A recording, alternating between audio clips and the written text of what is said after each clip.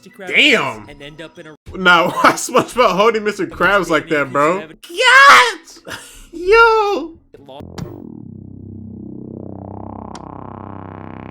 We got SpongeBob conspiracy number 2, the television theory. Let's get into it. SpongeBob SquarePants is not what you think it is. There is a secret group of puppet masters who are always watching the citizens of Bikini Bottom and pulling the strings. Hidden within Bikini Bottom are spies that keep an eye on the characters and make sure everything goes to plan. This is a conspiracy that will fundamentally change the way you look at the show SpongeBob SquarePants, and I believe it's all actually intended by the creators, and I'm gonna prove it.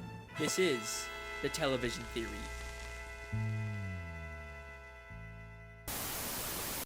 Alright. You guys had a great reaction to my Squilliam Fancyson theory, and I had a lot of fun making it. W video, bruh. W-ass video. Oh, this is a shout out? Lying, deceiving bastard. I didn't even realize that. Trust me when I say that what I've discovered this time is much, much bigger. To start this theory, we have to go back to the very beginning of the very first episode of SpongeBob SquarePants. Okay. Ah, the sea. So fascinating. So wonderful. Here we see Bikini Bottom, teeming with life, home of one of my favorite creatures, SpongeBob SquarePants. Yes, of course he lives in a pineapple, you silly.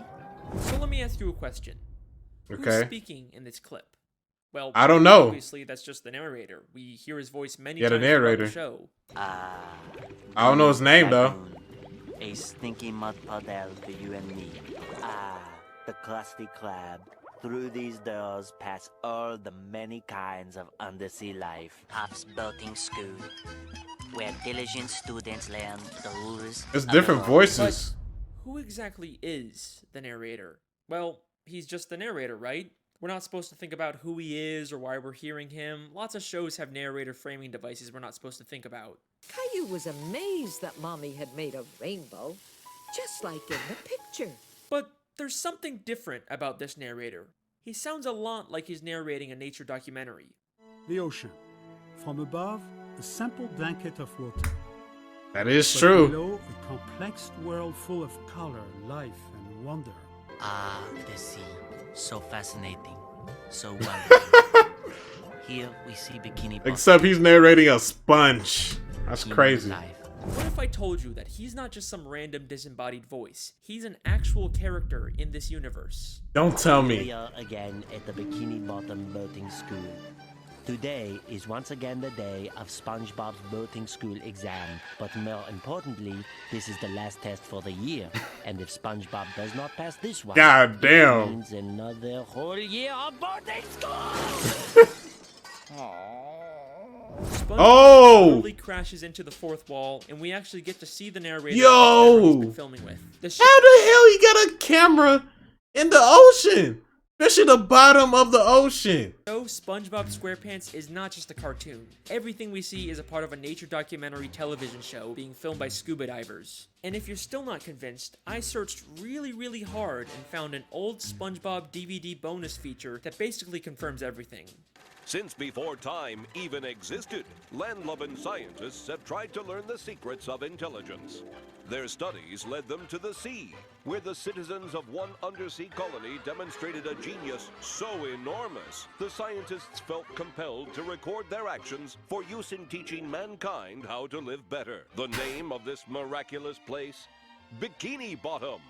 Poring over the mass of brainy masterminds scattered about this strange land, the scientists chose 6 Bikini Bottom residents at random to study. As the scientists marveled at the immense knowledge and superior intellect of these 6 creatures, I went to college!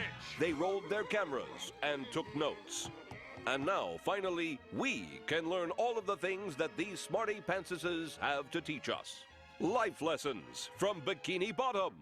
I don't know how it can get any more clear than that. Now, if you rewatch the show with this new information in mind, some things start to take on a whole new meaning. Throughout the series, there's this weird, unexplained running gag of a human hand interfering with the characters. It's even in the beginning of every episode in the intro for the show. Maybe the filmmakers are doing a bit more than just studying these characters. The hand seems to mostly interfere just to maintain the health and safety of the characters, like treating SpongeBob for the suds. Well, Mr. SquarePants, it seems you have the sun. I'm guessing it's like a waterproof camera or something. Yeah. Oh, Hans!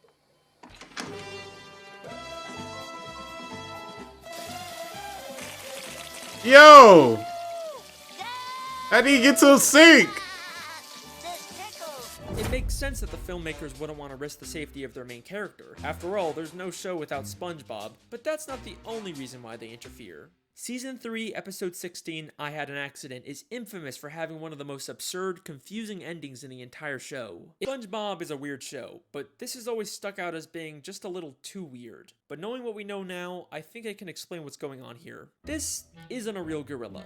Every other land animal we've seen underwater wears a helmet and is drawn in a cartoony style. The gorilla is shown in a live-action style, and the only time we ever see live-action characters is when they're human. So I believe So what is the he? gorilla and the horse he rides away on are humans wearing costumes. The filmmakers set this whole thing up just to make the episode more entertaining. It's starting to seem like this isn't strictly a nature documentary anymore. It's more of a reality TV show made for entertainment. Who knows what other absurd elements of the show are actually put there by the filmmakers to make the show more entertaining and profitable. Although, based on the people's reaction, it doesn't always seem to pay off. But how far will the filmmakers go to make the show more profitable? Saturday morning in Bikini Bottom. He said, I think my brain cells went to get milk. Show, The Adventures of Mermaid Man and Barnacle Boy. Enjoying a bowl of Mermaid Man and Barnacle Boy bland cereal. And wearing the official Mermaid Man and Barnacle Boy Blackfist biters. Got them Think of chompers. this as a television show, this sounds an awful lot like a product placement. I mean, listen to how the narrator specifically says the full names of the products. The Adventures of Mermaid Man and Barnacle Boy. Mermaid Man and Barnacle Boy bland cereal. Mermaid Man and Barnacle Boy Blackfist biters. Why don't you let me fix you some of this new Mococo drink? All natural cocoa beans from the upper slopes of Mountain Nicaragua, no artificial sweeteners. I want some cocoa now. Who you talking to? Maybe the Mermaid Man and Barnacle Boy TV show is actually from the surface world. They are human after all. It makes sense that the filmmakers would choose to highlight these popular superhero characters. The more they show, the more they're gonna sell Mermaid Man and Barnacle Boy merchandise. Hang on a second, why are Mermaid Man and Barnacle Boy the same size as all the fish in Bikini Bottom, even though humans are always shown as massive compared to fish? Oh my god. Why I didn't think of that, bro? Why are they the same size as SpongeBob, Squidward, and Patrick? What the hell? Whatever, I'll come back to that one later. The show doesn't even just hide product placements. In the episode Model Sponge, they literally trick SpongeBob into making a commercial for a human product. I'm ready for my close-up, Mr. Director. Very well. Lose the pants! Hey. Pants! Where's my star? What's happening? What's happening? In this scene, you'll be cleaning bathroom fixtures. Okay. So where's my cleaning utensil? Don't you get it? You are the cleaning utensil. High speed! Oh no, your bathroom is a disaster. Get it cleaned up fast with the new sponge. Household chores are a snap. This is torture. It cleans sinks. Just look at that shine.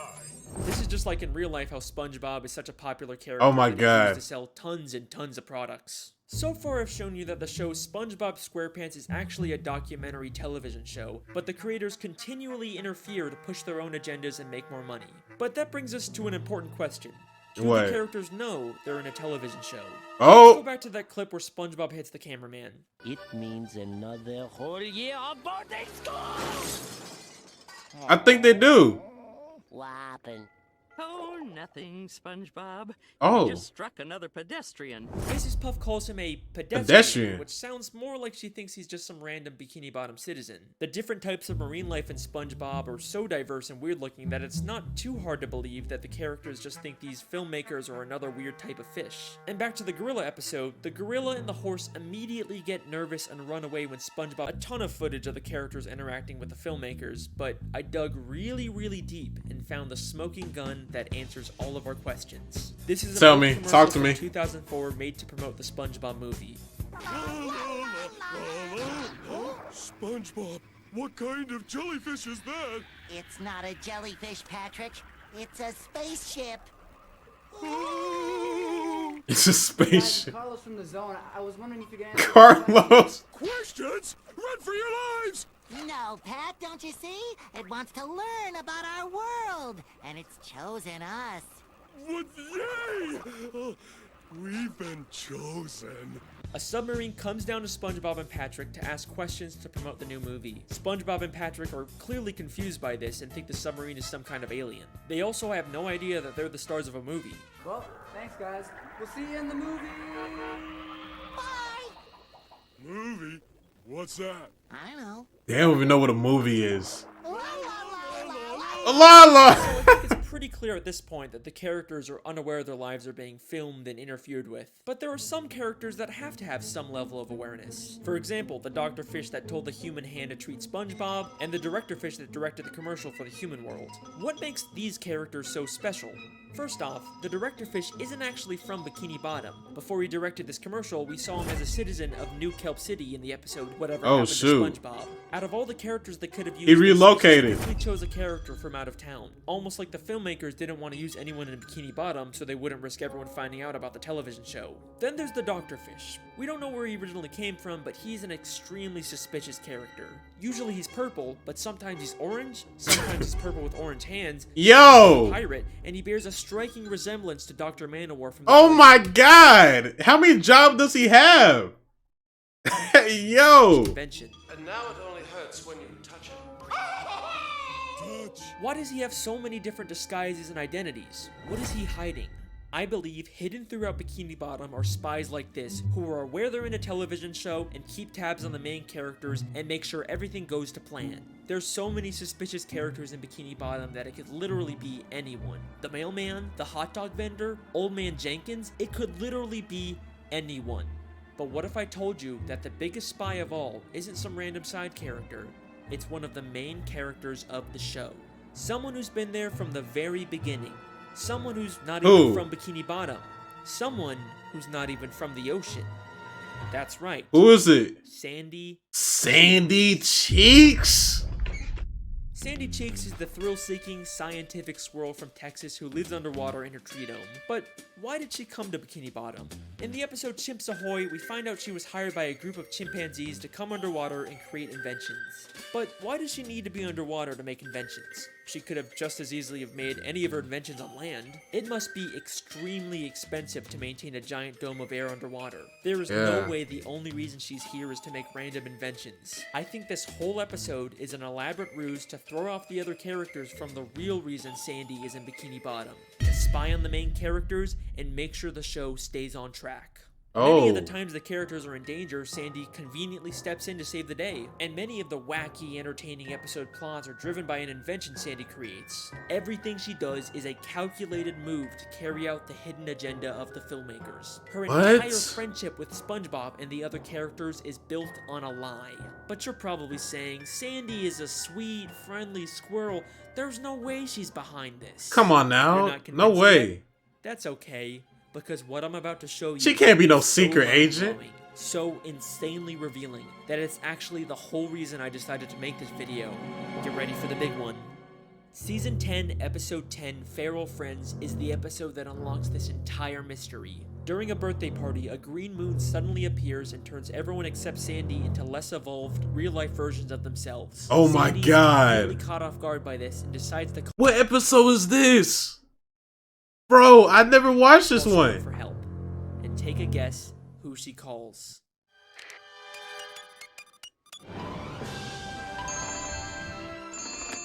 Hello, French narrator speaking. Oh! Sandy Cheeks, how is it hanging? She is an agent. Don't say another word. I have been. It's the newer seasons? Yeah, it has to be. The behavior of the green moon all day. Huh, yeah, I guess that's a pretty interesting clip, yeah. That's the narrator. Shit! Sandy literally calls the narrator to let him know what's going on and Yo! asks for instructions on what to do next. She has been working with him the entire fucking time. He even has a picture of her on his desk. This is where I originally planned on ending the video, but there is still one small issue with the television theory. Just one nagging plot hole that contradicts everything. If this is all a television show filmed by scuba divers, then how are we seeing inside the buildings? It's not like any of the humans filming the show could fit inside them. It's the one annoying thing that keeps this theory from being complete. I mean, the most logical explanation is that they have hidden cameras inside of everyone's homes, but we never really see anything like that. Holy shit. What? Season 6, Episode 24, Truth or Square. The SpongeBob 10th Anniversary Special where they reveal lots of stuff about the characters. But the most damning piece of evidence comes from when the characters get lost in the Krusty Krab Damn! and end up in a... Now, why SpongeBob holding Mr. Krabs like that, bro? Piece of evidence comes from when the characters get... Yes! Yo! Get lost in the Krusty Krab vents and end up in a room full of monitors showing live footage of all of their homes. Wait. Oh! My house is on TV! All of our houses are on TV. Gary the Snail, you get down from that bed this instant! Hey, there's my house! Look, it's Sandy!